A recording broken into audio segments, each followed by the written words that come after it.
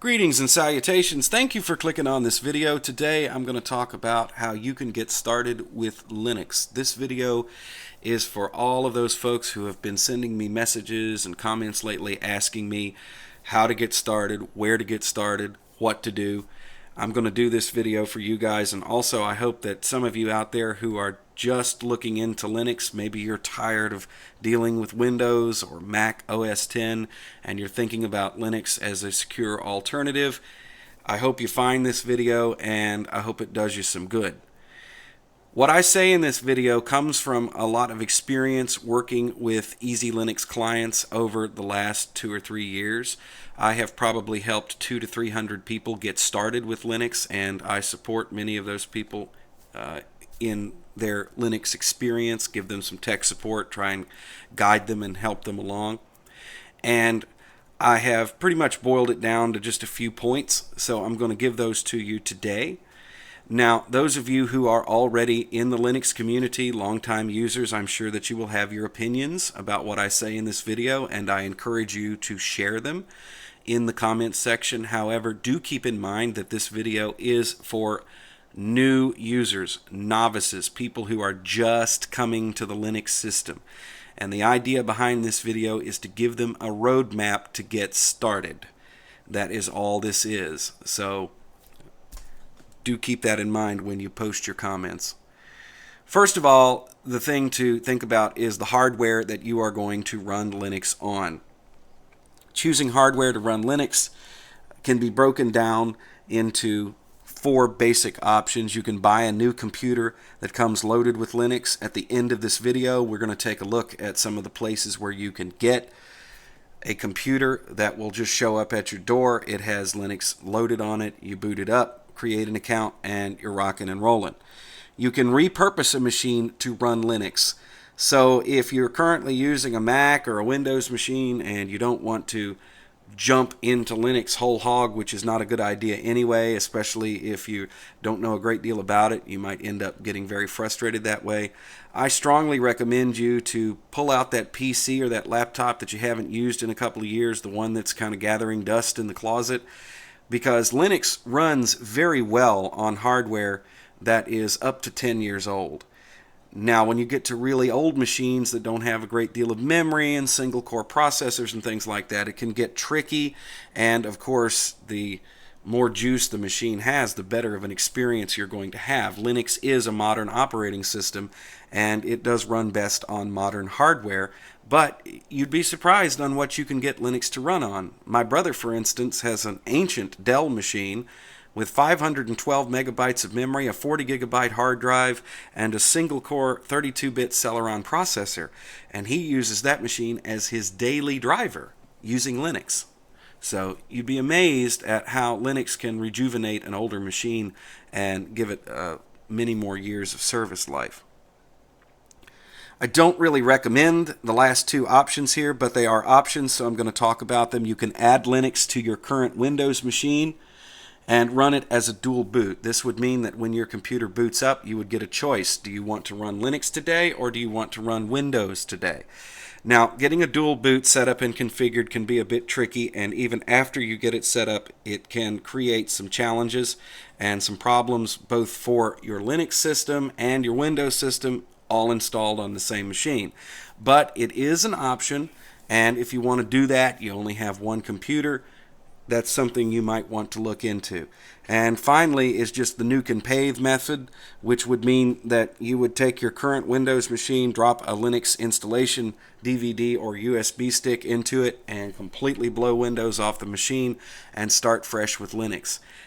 This is not a good idea if you don't know a whole lot about Linux, because it would be a huge shock and you may find yourself being very frustrated. However, I have worked with some clients who are so frustrated with Windows and their Windows installation is in such bad shape that they say, I don't care, I'm just going to start from scratch.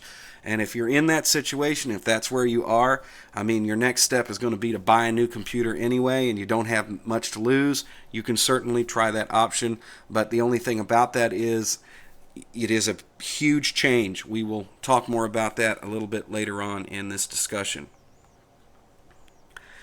The next thing that you need to do is figure out what distribution of Linux you want to use. There are hundreds of Linux distributions to choose from, and which one you choose is going to depend on the hardware you have and what you want to do with it. The most popular distros for new users are Linux Mint and Ubuntu. These distributions work really hard to make it very easy to get started with Linux. Linux, for the longest time, has been considered to be a nerd operating system, and it's for people who like to tinker with computers. It's for people who take computer science classes and like to write code and stuff like that. Well, if you get a distribution that is designed to be easy to use right out of the box, you will find that it is not that way at all. Of course, you always have that option. If you want to learn the nerdy side of things, then you can do that. But Linux Mint and Ubuntu, they're actually quite easy to get going, and once you get them set up, the use and maintenance of the distributions are quite simple. So keep that in mind as we roll along. There are other more challenging distributions of Linux out there. Take, for instance, Fedora, Arch Linux. Those distributions are considered to be cutting edge. They are more for nerds. They're more for people who like to tinker with computers and want to be out on the cutting edge. Maybe you might graduate to using that. There are versions of Fedora and Arch that are intended to be easier for intermediate users, like Manjaro or Corora. Manjaro is based on Arch Linux, but it tends to be easier to get installed and easier to use once you get it. But it is more for intermediate users. And then there is Corora, which is a distribution that is based on Fedora, and it kind of smooths off the rough edges of Fedora. And for people who want to learn how to use Fedora, that's a good place to start. There are other lesser distros, and I do mean lesser just by community and usage, not lesser in that they are inferior in any way. I mean, there is Elementary, there is Zorin, there's a ton of them like that out there. I tend to recommend the more mainstream Linux Mint or Ubuntu to new users. If you want to jump over and use one of these smaller distros, that's entirely up to you, but it's a good place to start on Linux Mint or Ubuntu. Each version, Ubuntu and Linux Mint and most distros come in different flavors that feature different desktop environments. Which one you choose is a matter of personal preference. However, some desktops run better on lower end hardware, and so that does factor in. For instance, we've got Linux Mint with the Cinnamon desktop. That's great for newer machines with multi-core processors and plenty of memory. But Linux Mint Mate is great for older machines. Linux Mint also offers other desktop environments like XFCE, which is also good for lower resource machines. They have a version that features the KDE desktop, and so therefore if for some reason or other you want to go for those, they are available to you. The same goes for Ubuntu. Ubuntu has many different flavors. They have Ubuntu with the Unity desktop, which is the standard Ubuntu. They have Ubuntu Mate, that comes with the Mate desktop. They have Xubuntu or Xubuntu, that has the XFCE desktop. There's Ubuntu GNOME, which has the GNOME desktop. It goes on and on and on. However, these distributions right here are the ones that I have had the most success in getting new users started with. And Ubuntu Mate, they go the extra step. They actually have a wonderful welcome screen and a bunch of utilities that make getting software installed and drivers installed and things like that very easy. You don't have to open up a terminal. You just sort of follow the bouncing ball on the startup screen there, and you can get your machine up and running very quickly. So Ubuntu Mate is one that I'm very jazzed about because it does make it easy for new users. However, Ubuntu 16.04 has had some hardware compatibility issues. So therefore, lately I have been focusing more on Linux Mint 17.3 or Linux Mint 18. But if you happen to be one of those people that has a machine that runs Ubuntu without any difficulties, like you just bought a machine that came loaded with Ubuntu, that machine will probably run perfectly well because it's engineered to run Ubuntu, then Ubuntu is a fine choice.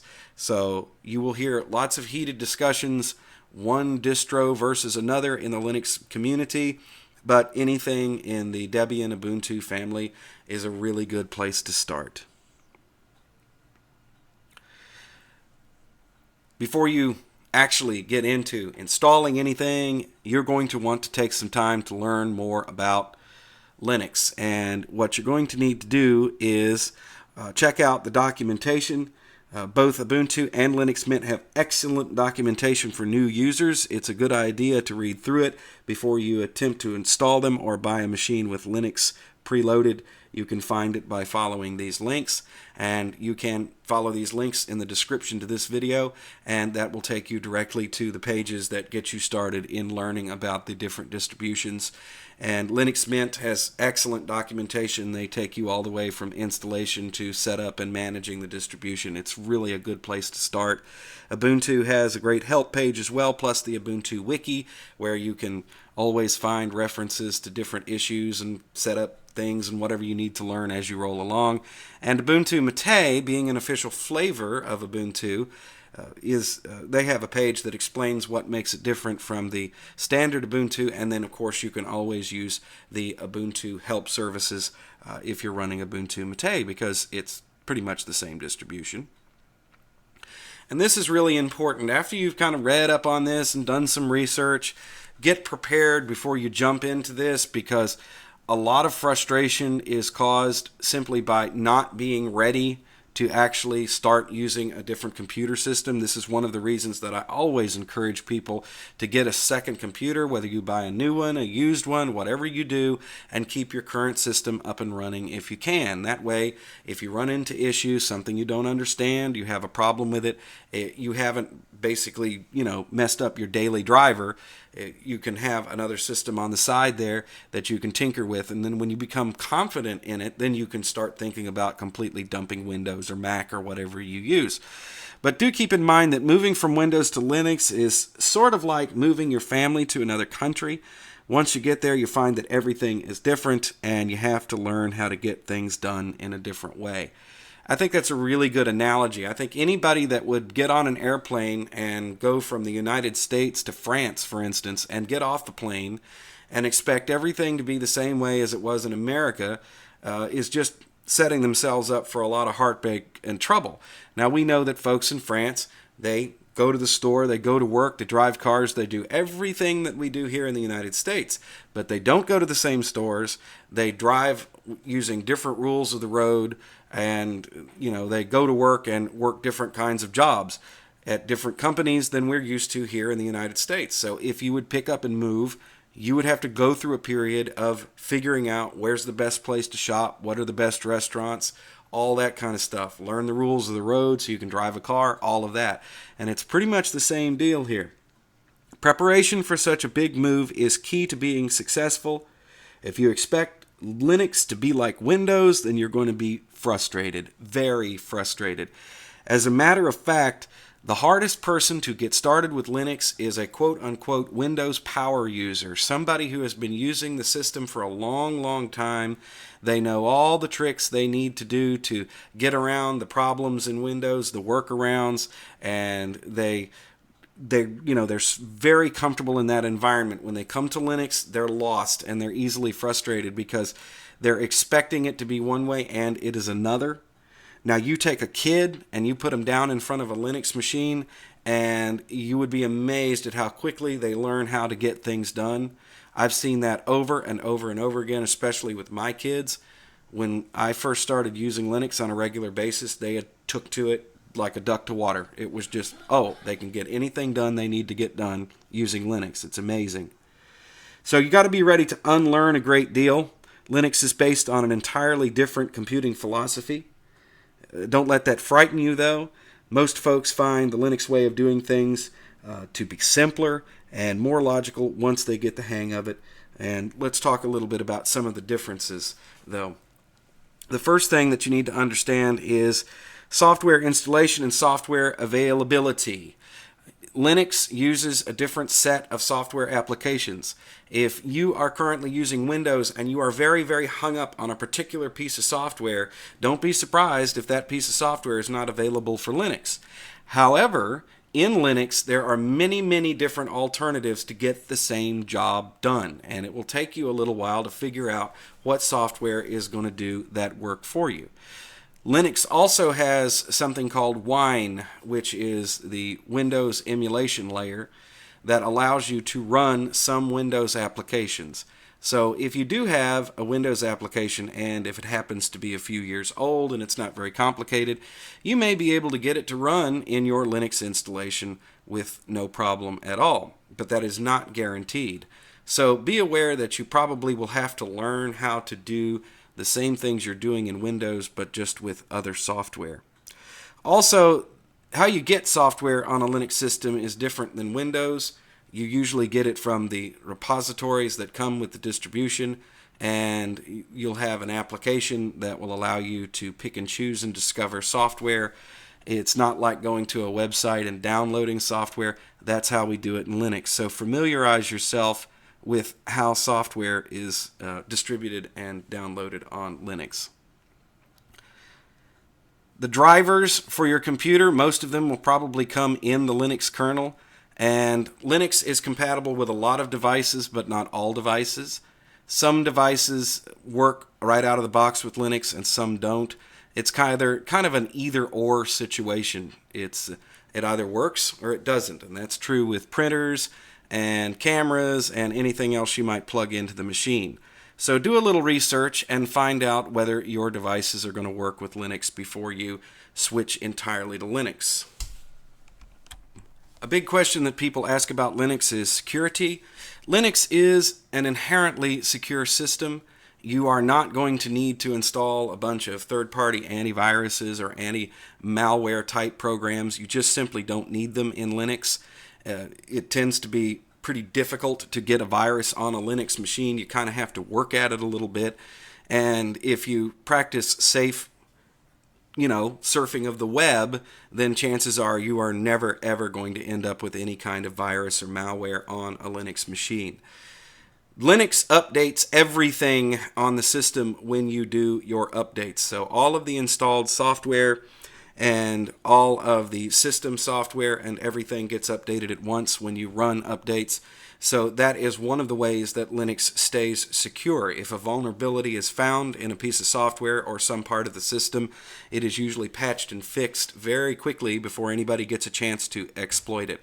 So many people who come to Linux ask me, how do you harden the system? How do you install antivirus? What antivirus to use? And I tell them, really, honestly, don't worry about it. I do not run antivirus on any of my Linux systems. I have them behind a hardware firewall. I have never, ever, ever, not once, had any sort of a virus show up on my computers. I have never had a system get hacked. It just simply doesn't happen. You have to remember that most of the internet runs on Linux, and those servers are being banged on all the time by all sorts of bots, people trying to get into systems, and it doesn't happen very often there, and it's probably not going to happen to you running Linux at home behind a hardware firewall such as a Wi-Fi router or something like that. It would be very difficult to get hacked. Now that does not mean that you can't go to a website that will hack your browser, because Google Chrome and Firefox are the same on Linux as they are on Windows. But even if you did get your browser hacked, chances are the hackers would not be able to do any major damage to your system. And so that is something you just really don't need to worry about too much with Linux. And finally, before we wrap up this little video, I'm going to put this warning out there, because I have had so many people come to me and say, well, I installed Linux and now I don't want it. How do I uninstall it? I lost all my data. I don't understand what's going on here. Let's just make it very clear up front. Before you attempt to install Linux, be aware that it will replace your current Windows installation. In other words, if you have a machine that has Windows installed, that is going to be erased and removed from the system. You will start with a blank machine, and then Linux will be installed on it unless you do a dual boot. And even when you do a dual boot, there's always the risk that something might go wrong and it could trash your Windows installation. There's no way to uninstall Linux once you put it on the machine. The only way that you could go back to Windows is if you have a Windows disk that you can reload the machine with. Okay, you'll have to have the product key, the license, backups for all of the software that was installed on the machine, everything. Then you can put the machine back on Windows. So you need to back everything up. The Windows backup utility and most commercial backup software tend to store data in a closed format. In other words, they put it in a big zip file that is something that can only be read by the backup software itself. So if you use the backup utility in Windows to back up your system to an external drive, then wipe out Windows and then put Linux on the system, guess what? You're not going to be able to get to it because it has to be read by that program that created the backup. So the best way to create a backup of the data that you wish to keep is to drag and drop everything onto a mass storage device that you hook up with a USB port. Okay, that can be a USB stick if you don't have a lot of data. Some of those, you can get 128 gigabyte USB sticks these days. Or you can get an external hard drive that hooks up with USB. Once you get Linux installed on the system, Linux should easily be able to read those devices, and then you can drag your data back where it belongs in the appropriate folders. But you can't do that with a backup program that stores it in some sort of compressed proprietary file system. So do keep that in mind. You have been warned. If you do not back up data before you attempt installing Linux on your system, you're going to lose it. It's going to be gone forever, and there's nothing that anybody can do to get it back. It's just gone, okay? So do be careful. With all of that in mind, have fun. I encourage you to give Linux a try. And before we wrap up this video, I wanted to show you a couple of places where you can get Linux. First of all, you can go to Dell.com. Dell.com, just type in Ubuntu as a search, and you will see a bunch of machines that are available for you to buy that come preloaded with Ubuntu. And these machines can be reloaded to run any distribution of Linux that you like. They are engineered specifically to run Linux. So this is one place that you can look if you trust Dell. Dell is a very large company with a lot of support behind them, and so therefore this is a good place to look. They have some pretty nifty hardware available too. Also, you're going to want to check out System 76. System 76 is a smaller company, but all they do is build machines that run Ubuntu, and they have different kinds of machines. They have the little Meerkat here, which is sort of like a little desktop computer alternative. You can mount this on the back of a monitor, and that's your computer. They have developer grade laptops and desktops. They have some smaller desktop or laptops that would be good for the kids, good for the family, like the Lemur here. It's definitely worth checking out. I am not getting any sort of commercial endorsement for saying this from System 76 or Dell. I'm just pointing them out as examples of companies that sell machines with Linux, and then after you buy those machines, you can always get really good tech support from System 76 and Dell. So that's something definitely to check out. If you are going to install Linux on your machine and you feel like you need some help, I encourage you to check out my website, which is easylinux.com. And here you can read more about the Easy Linux community and also about how I can help you personally get started with Linux. I offer the service of walking you through an install on your hardware. I will help you determine whether Linux is going to work on your hardware, help you get your backups, help you find the software that you need, and I don't accept payment until you have a fully functional Linux system that is working for you. So do check the page out. You can read more about it here. Also, you can just send me a note here.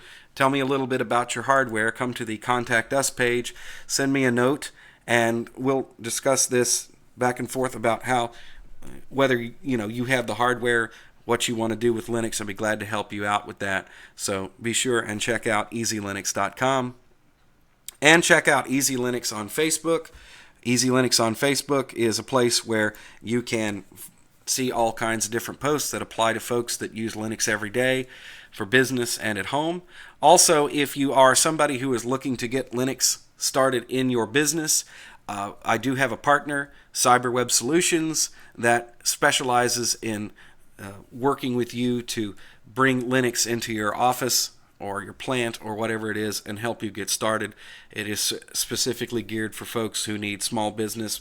Maybe you need some custom software written. I can point you in that direction as well. So thank you for watching this video. I certainly do appreciate it. I love to hear your comments and suggestions. We will talk again soon.